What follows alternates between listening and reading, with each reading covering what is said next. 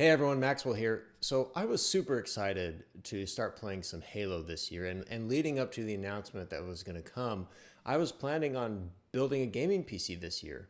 Or if not building a gaming PC, I was hoping to enjoy Halo on at least my Steam Deck that I had reserved on July 16th. However, 2021 was probably the worst year to decide to build a gaming PC.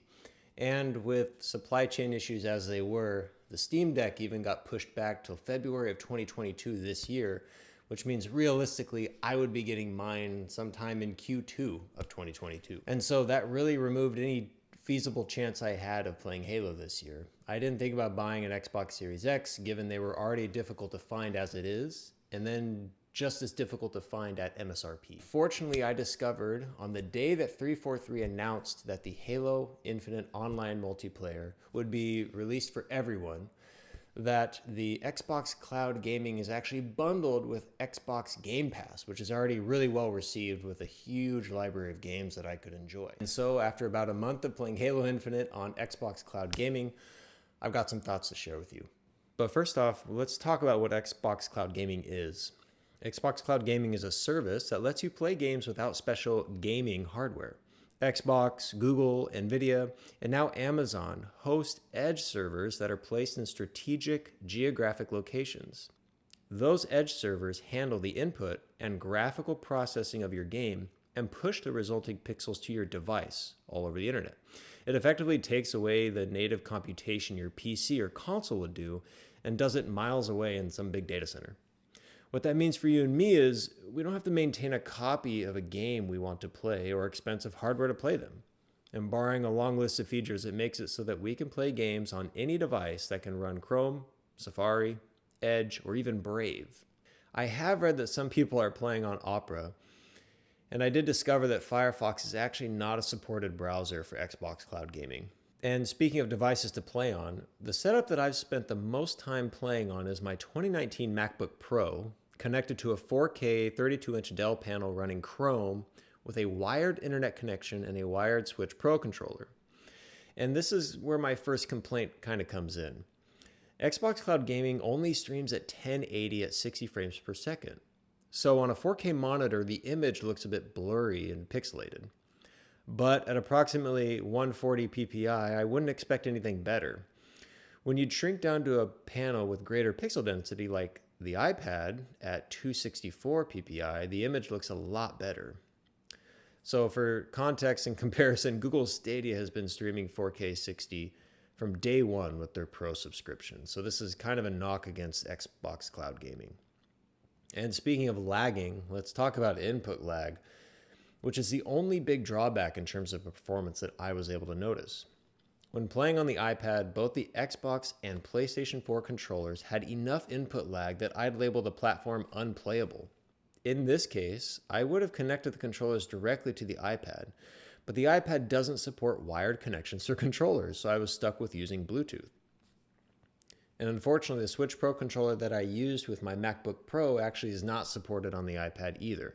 So ultimately, you're left with Bluetooth controllers, only the Xbox and PlayStation 4 controllers, both experiencing really bad input lag. That's a big loss considering for me the iPad would have been a nice middle ground with its screen being big enough to play on, but not with such a small PPI that it detracted from the experience like my 4K panel. The iPhone actually fares a lot better as both the Xbox and PlayStation 4 controllers experienced way less, if not really any input lag, making Xbox Cloud Gaming playable on my iPhone 11 Pro. Unfortunately, the screen is so small that it just wasn't that great to play on. I did notice while pairing the controllers to the iPad, a little message stating that my controllers, quote, may affect Wi-Fi and Bluetooth connectivity. I had no idea what that means specifically, but either way, playing on the iPad just didn't work for me, in spite of using a 5 gigahertz connection. And let's talk about that 5 gigahertz connection.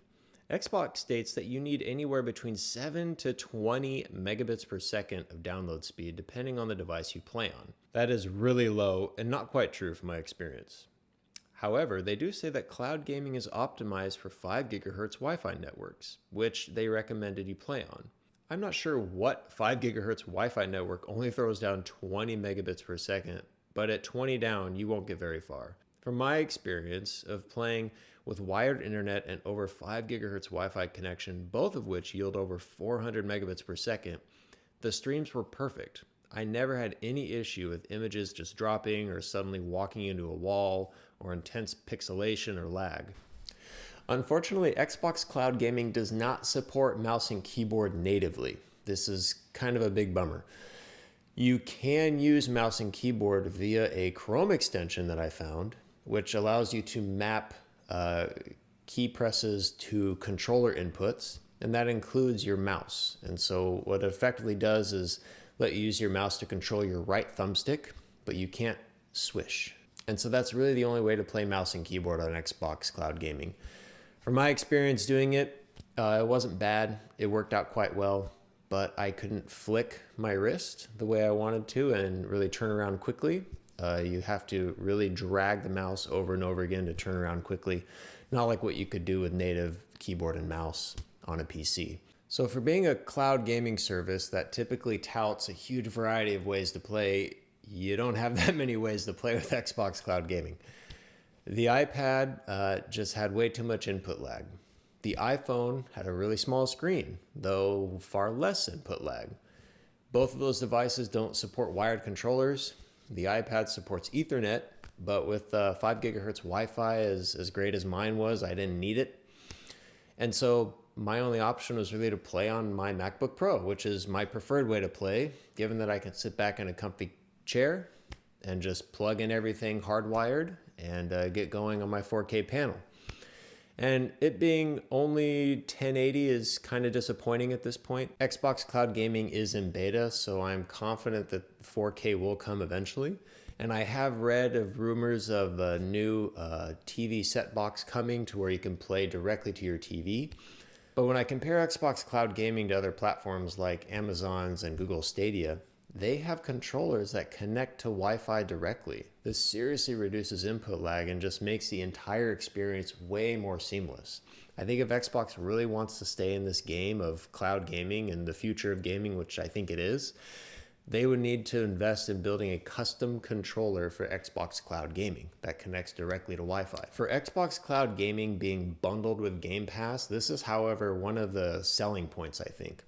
Google Stadia just does not have that great of a library of games. But Xbox Game Pass is huge, and being able to play all of those games on any device that I want is a huge plus.